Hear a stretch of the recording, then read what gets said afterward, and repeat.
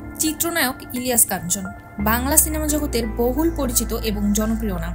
বর্তমানে লন্ডনে ব্রেন টিউমারের চিকিৎসা নিচ্ছেন চিত্রনায়ক ইলিয়াস কাঞ্চন। রেডিয়েশন ও কেমোথেরাপির মাধ্যমে নিষ্ক্রিয় করার চেষ্টা করছে টিউমারটিকে। এমন ঘটনার মধ্যেই সামাজিক যোগাযোগ মাধ্যমে ছড়িয়ে পড়েছে অভিনেতার মৃত্যুর গুজব। আর এমতাবস্থায় বাবার মৃত্যুর গুজবে ক্ষুব্ধ ছেলে মিরাজুল মঈন জয়। দেশবাসীকে বিভ্রান্ত না হওয়ার আহ্বান জানান তিনি। তাদের পরিবারে অনেক কঠিন সময় পার করছেন তারা। পরিবারের এই দুঃসময়ে সবাইকে পাশে থাকার অনুরোধ রইল, এমনটাই জানান তিনি। গত 5 আগস্ট উইলিংটন হাসপাতালে অধ্যাপক ডিমিট্রিয়াসের নেতৃত্বে ইলিয়াস কাঞ্চনের মাথায় করা হয়েছে অস্ত্রোপচার।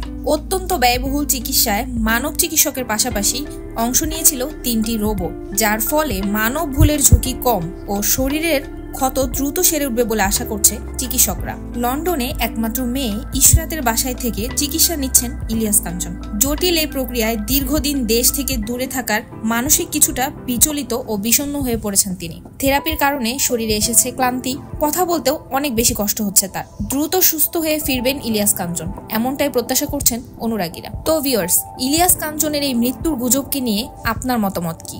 অবশ্যই কমেন্টে জানাবেন।